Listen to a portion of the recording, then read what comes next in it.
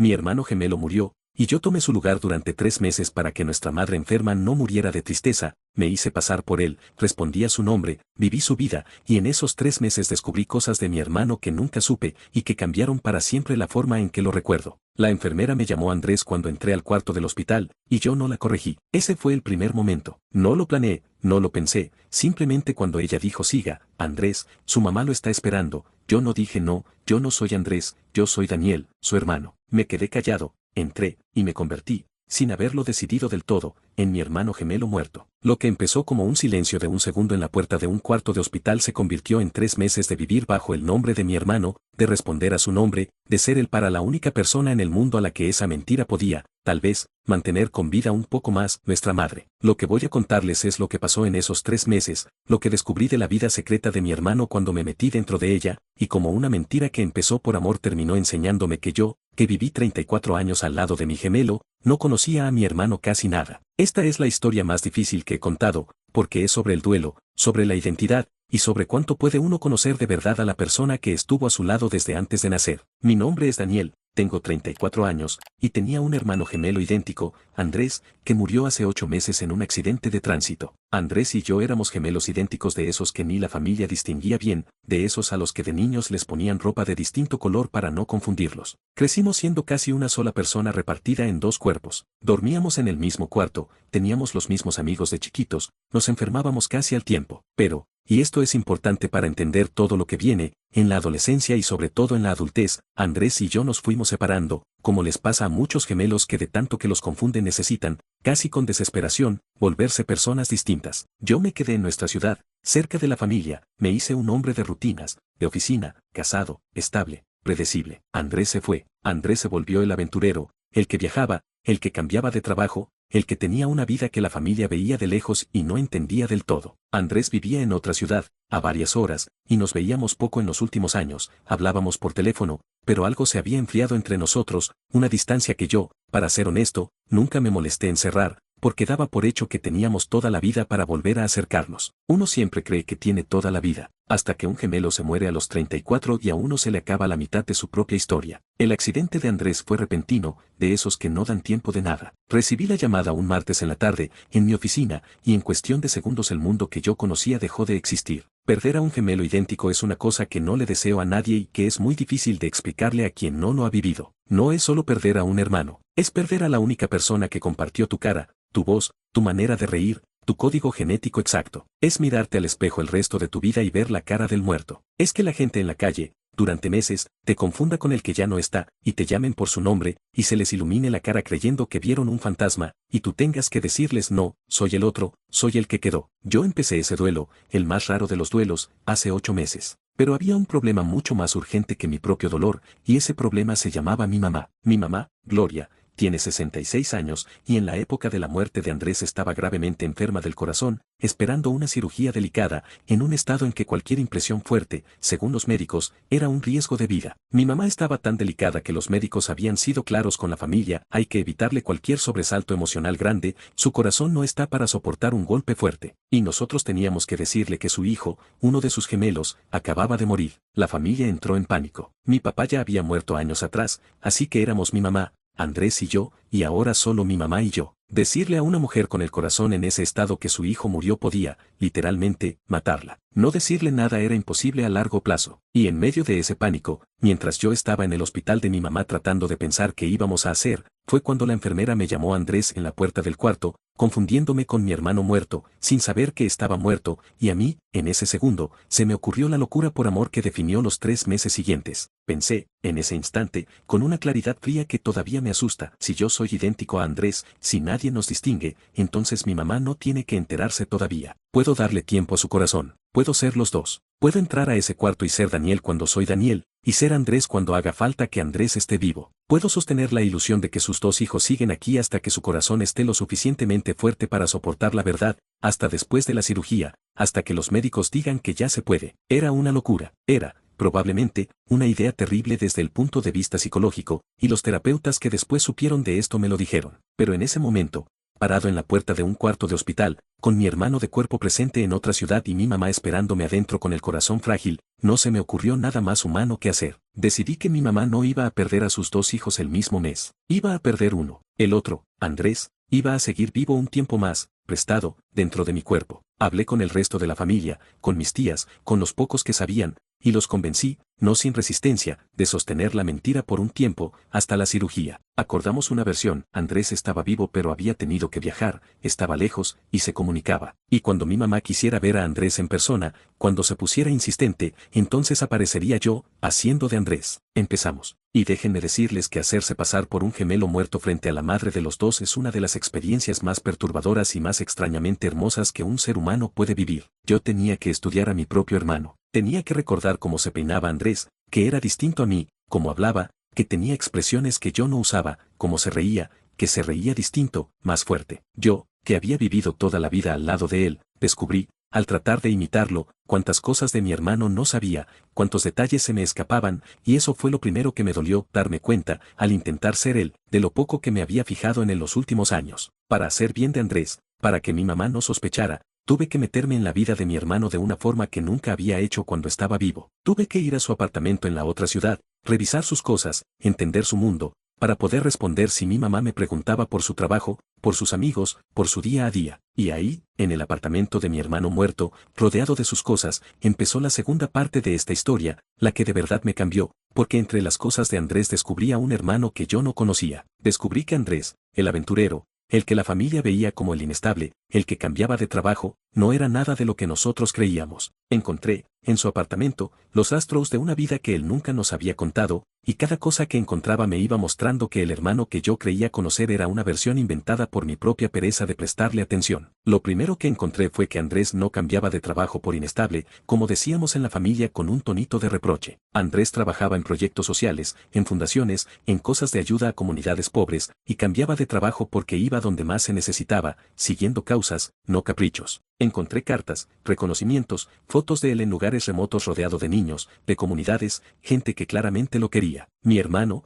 al que la familia veía como el que no sentaba cabeza, había dedicado su vida a ayudar a gente que nosotros ni sabíamos que existía, y nunca lo había contado, nunca había buscado el aplauso de la familia, lo había hecho callado. Encontré también que Andrés mandaba plata, todos los meses, a varias personas, a familias que él ayudaba, un dinero que se descontaba de su propia vida modesta. El hermano que creíamos egoísta por irse lejos era el más generoso de los tres. Yo me senté en el piso de su apartamento con esos papeles en la mano y lloré, no solo de tristeza, sino de vergüenza de haber tenido un hermano así de bueno y de no haberme tomado la molestia de conocerlo. Pero lo que más me marcó, lo que de verdad me partió, fue cuando encontré, en un cajón, una caja con cartas que Andrés me había escrito a mí, a lo largo de los años, y que nunca me había mandado. Eran cartas que mi hermano me escribía y guardaba, no sé si por timidez, no sé si esperando un momento que nunca llegó. Y en esas cartas, Andrés me hablaba de la distancia entre nosotros, de cómo extrañaba la cercanía que teníamos de niños, de cómo sentía que yo lo juzgaba por su forma de vivir, de cómo le dolía que la familia, y yo en especial, lo viéramos como el irresponsable. En una carta, mi hermano me escribió que su sueño era que algún día yo lo visitara en uno de sus proyectos, que viera lo que hacía, que entendiera quién era él de verdad, porque, escribió, siento que mi propio hermano gemelo, la persona que más se me parece en el mundo, es la que menos me conoce. Y yo, leyendo eso, en el piso de su apartamento, 8 años, no, perdón, 8 meses después de su muerte, entendí que mi hermano había muerto sintiendo que yo no lo conocía, y tenía toda la razón, no lo conocía, y ya no iba a poder remediarlo nunca, porque uno no puede conocer a un muerto, solo puede arrepentirse de no haber conocido al vivo. Con todo eso adentro, volvía a ser de Andrés frente a mi mamá, pero ya no era lo mismo. Al principio yo imitaba a un hermano que creía conocer. Después de leer esas cartas, de conocer su vida secreta, yo hacía de un Andrés que apenas estaba descubriendo, y de una forma rara, hermosa y dolorosa, esos meses haciéndome pasar por él fueron la forma en que por fin conocí a mi hermano. Cuando mi mamá me hablaba, creyendo que hablaba con Andrés, y me preguntaba por su vida, yo le contaba, ahora sí, la verdad de la vida de Andrés, las cosas buenas que había descubierto, los proyectos, la gente que ayudaba. Y mi mamá, que tampoco sabía nada de eso, se llenaba de orgullo oyendo, a través de mí, quien había sido de verdad su hijo. Sin querer, haciéndome pasar por mi hermano muerto, le estaba dando a mi mamá un regalo, le estaba presentando al hijo verdadero que ninguno de los dos habíamos conocido cuando estaba vivo. Hubo conversaciones en las que yo, siendo Andrés, le decía a mi mamá cosas que Andrés nunca le había dicho, cosas que yo sabía que Andrés sentía por las cartas, le decía que la quería, que estaba orgulloso de ser su hijo, que perdonaba las distancias. Yo le di a mi mamá las despedidas que Andrés no alcanzó a darle. Eso, lo más mentiroso de todo, fue también lo más verdadero. Los 3 meses fueron agotadores de una forma que no se imaginan. Vivir 2 identidades, ser Daniel en mi casa y Andrés cuando visitaba a mi mamá, llorar a mi hermano en privado y revivirlo en público, sostener una mentira enorme mientras cargaba un duelo enorme, me fue desgastando. Había días en que ya no sabía bien quién era yo, en que me miraba al espejo y no sabía si el que me devolvía la mirada era Daniel o Andrés o el fantasma de los dos. Tuve que empezar terapia en secreto, porque la cosa me estaba sobrepasando, y mi terapeuta me ayudó a entender algo importante, que lo que yo estaba haciendo, aunque viniera del amor, también era una forma de no enfrentar mi propio duelo, porque mientras Andrés siguiera vivo en mi actuación, yo no tenía que aceptar del todo que estaba muerto. Hacerme pasar por mi hermano era, en parte, una manera de no dejarlo morir, de mantenerlo vivo dentro de mí, literalmente. Y eso, me dijo la terapeuta, tarde o temprano tenía que terminar, porque yo no podía cargar 2 vidas para siempre, porque yo también tenía derecho a existir solo, a ser únicamente Daniel, a llorar a mi hermano sin tener que también interpretarlo. La cirugía de mi mamá llegó, por fin, a los 3 meses. Salió bien. Su corazón quedó fuerte, estable, fuera de peligro. Y entonces llegó el momento que yo había estado aplazando, el momento para el que había montado toda la mentira, el momento de decirle la verdad, de dejar morir a Andrés también ante ella, de bajar el telón. Los médicos dieron el visto bueno, dijeron que su corazón ya podía soportar la noticia. Y yo, junto con mis tías, me senté con mi mamá, ya recuperada, y le dijimos la verdad. Le dijimos que Andrés había muerto, no hacía unos días, sino hacía más de 3 meses, en el accidente. Le dijimos que yo me había hecho pasar por él para proteger su corazón. Mi mamá nos escuchó en silencio, y lo que pasó después no fue lo que yo esperaba. Yo esperaba rabia, esperaba que se sintiera engañada, traicionada. Pero mi mamá, después de un silencio largo, después de unas lágrimas calladas, hizo algo que me desarmó, me agarró la cara con las 2 manos, me miró a los ojos, y me dijo, mijo, yo sabía, mi mamá sabía. Eso fue lo que me dijo. Me dijo que una madre conoce a sus hijos, que a sus gemelos los distinguía desde que nacieron aunque nadie más pudiera, que ella había sabido, casi desde el principio, que el que la visitaba haciéndose pasar por Andrés era yo, Daniel. Me dijo que se dio cuenta a las pocas semanas, por detalles que solo una madre nota, por la forma en que yo le agarraba la mano, por una mirada, por 1000 cosas pequeñas que un hijo no puede fingir ante la mujer que lo parió. Y me dijo algo que llevo grabado, yo te seguí el juego, mi hijo, porque entendí lo que estabas haciendo, y porque era el regalo más grande que me podías dar. Yo ya sabía que mi Andrés se había ido,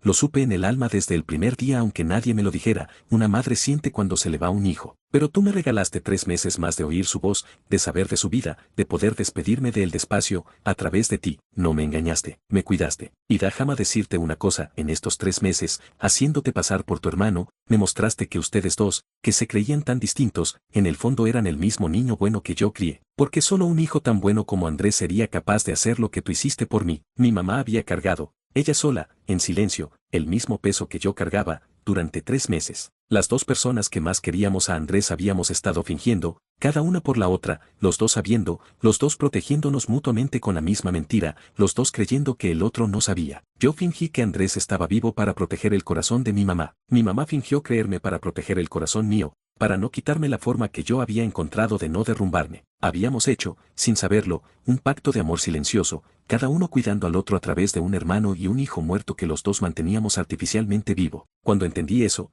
cuando entendí que mi mamá había sido tan generosa como yo, o más, los 2 nos abrazamos y lloramos por fin de verdad, sin personajes, sin Andrés de por medio, solo Daniel y Gloria, una madre y el hijo que le quedó, llorando juntos al hijo y al hermano que se fue, por fin en el mismo tiempo, por fin en la misma verdad. Han pasado 5 meses desde que se cayó el telón. Mi mamá está bien, recuperada del corazón, y nuestra relación cambió para siempre, porque cuando 2 personas se cuidan así, con una mentira tan grande hecha de puro amor, ya no pueden volver a quererse de la forma normal, se quieren de una forma más honda. Yo seguí en terapia, aprendiendo a ser solo Daniel otra vez, aprendiendo a cargar el duelo sin el disfraz, que es más difícil pero es el único que sana de verdad. Y tomé una decisión sobre la vida secreta de Andrés que descubrí en su apartamento, decidí no dejarla morir con él. Esos proyectos sociales que mi hermano sostenía en silencio, esa gente a la que ayudaba, esas familias a las que les mandaba plata cada mes, no las abandoné. Tomé lo que pude del legado de Andrés y lo seguí, no con la entrega total que tenía él, porque yo soy otro, yo tengo mi vida, mi trabajo, mi familia,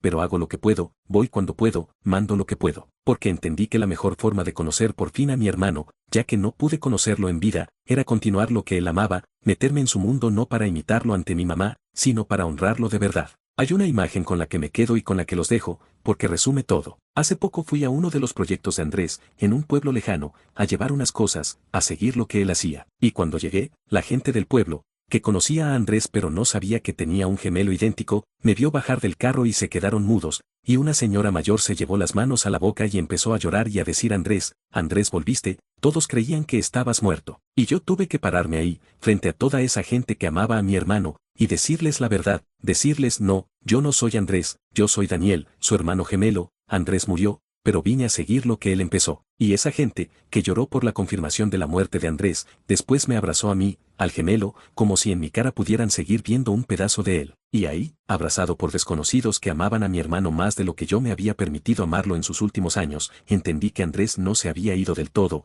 que mientras yo siguiera teniendo su cara, y sobre todo mientras yo siguiera haciendo lo que él hacía, mi hermano iba a seguir, de algún modo, caminando por el mundo. Ya no me hago pasar por él para nadie, pero llevo su cara y llevo su causa, y a veces, cuando me miro al espejo en la mañana, en lugar de ver la cara del muerto, que era lo que veía al principio, veo la cara de los dos, la mía y la de él, juntas, como cuando éramos niños y nos vestían de distinto color para que el mundo nos distinguiera, sin saber que por dentro, donde de verdad importa, siempre fuimos un solo niño bueno repartido en dos.